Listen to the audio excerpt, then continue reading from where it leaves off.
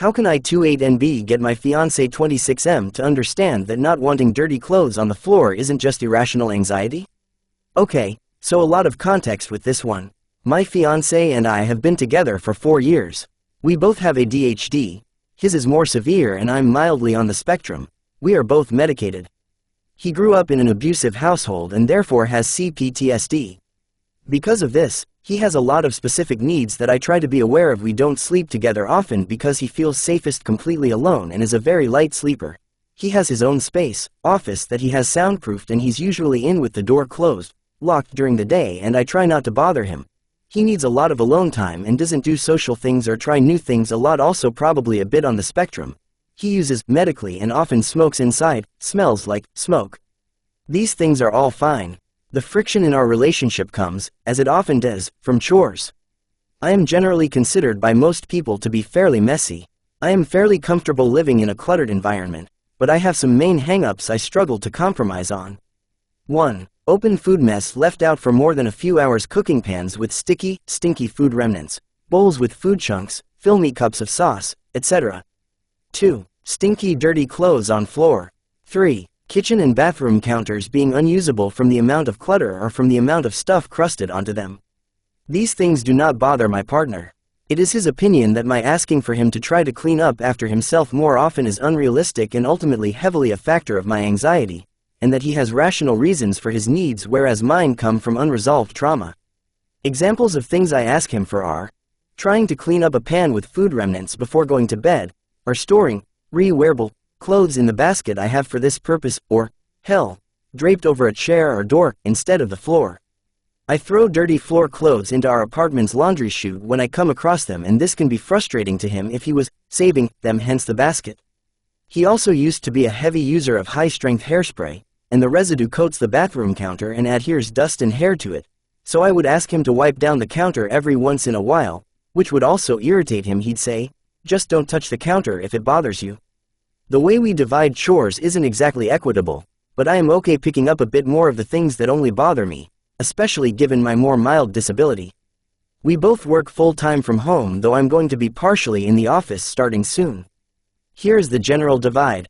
He does taking garbage and recycling out, putting in, switching loads of laundry. Laundry room is just outside his office, so it is convenient for him.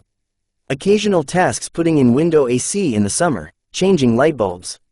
Refilling cat litter boxes. If I ask beforehand, the bags we get litter in are ridiculously heavy and I struggle getting them down the stairs. Cleaning up after I cook. I appreciate this, but it often takes him 72 hours to get to it, and he doesn't wipe the counter or stovetop. Occasionally he will feed the cats or scoop their litter boxes as a nice gesture, usually my responsibility. I do cooking and planning dinner for both of us. Replace garbage bag in kitchen, take out, replace bathroom trash. Clean toilet, sink, shower, mirror. Wiping down general kitchen areas. Dusting. I'm bad at keeping up though. Emptying the Roomba, changing its filters, rescuing it when stuck. Feeding both cats, cleaning their bowls and mats, scooping the litter boxes, vacuuming the litter off the mats. Initiating any big chores. He helps out with things like the great litter exchange and box washout, but I have to schedule and initiate them. Throwing out old fridge food. Changing bed sheets. He'll usually help the fitted sheet, duvet if I ask. Decluttering. Folding and putting away, hanging laundry. Picking up after him. We both do pretty equally. Dishwasher emptying and refilling. Making grocery list, getting groceries. Brushing, clipping cats. Things like clothes on the floor and stinky food left out are honestly not that big a deal, though they bother me in a sensory sense. What frustrates me is that when I finally get irritated enough to risk asking him to do a chore, he says things like, "Why can't you just have clothes on the floor? Do you think people will think less of you or something? Is this something influenced by your anxiety, your mom?" Note that my mom is a clean freak, but my standards are nowhere near hers. Her ideal house is out of a magazine. I'm okay living in a complete disaster zone as long as it's relatively sanitary and I can walk around without tripping. Our current apartment looks like your average 20-something ADHD apartment: piles of stuff, laundry disaster, cluttered counters, tons of knick-knacks, tons of open baskets and bowls to toss stuff into. And this usually makes me feel defensive, so I'll get frustrated and say things like, "I don't appreciate you making a basic living request into my trauma and anxiety problems." Not everything is anxiety. I feel like I am making a reasonable request and it hurts that you don't seem to care enough about my feelings to even consider it before making it to be some kind of trauma response. Then he says I am being manipulative by making chores into a sign of caring, respect. He says that we should meet in the middle, by having some clothes on the floor and some crusty food out. But I feel like we are already meeting in the middle in so many ways, and I already don't ask until it gets bad enough that it's making me very distressed, for fear of nagging. I'm fine with him having as many floor clothes and nasty old food as he wants in his office. That to me is a decent compromise. Today we had a argument basically along these lines. He had cooked last night a welcome rarity, and I cleaned the kitchen afterwards to a fairly clean state. When I woke up, there were 2 dirty pans on the stove from when he had reheated the leftovers later at night, one of which still had a good cup of crusted together candied peanuts and a sticky spatula, and the counter had a film of oil and dirty glasses on it. I expressed that it was frustrating to clean a kitchen and wake up to it dirty again. He didn't seem to care, and said that peanuts are not a big deal and he'd get to it later. He then asked where he could find his pants that he'd left on the floor, and I said I'd tossed them down the laundry chute as I do most mornings. He said I should just leave them on the floor and not move his stuff, and I said I just didn't want dirty clothes on the floor, and then he started trying to dig into my reasons for not wanting clothes on the floor. Is it because of your mom? See, I have rational reasons for my things, but you can't say anything other than, I just want a relatively clean living space. You are influenced by your anxiety and you should talk to your therapist about it. Eventually he rolled his eyes and cleaned the pan, saying, are you happy now? Is this to your satisfaction? Do you have a list of other chores I can do for you? I got even more frustrated and hurt and continued trying to explain my feelings of invalidation. He said he doesn't feel appreciated in what he does do despite his disability, and said things like, well, sorry for being so subhuman that I can't keep up with your standards.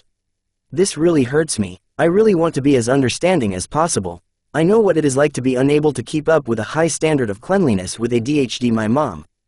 But at the same time I feel like I can't ask for anything without it becoming a discussion on how irrational and anxious I am or how I'm just not understanding his disability. It is also frustrating that he seemed to be good at cleaning at the very start of our relationship. When I have asked about this, he has said it was masking. As someone with professionally diagnosed autism, I'm not sure that's the right way to use that word. Of note is that I do have depression and anxiety, as does he. I was in various forms of therapy from 2013 to 2023.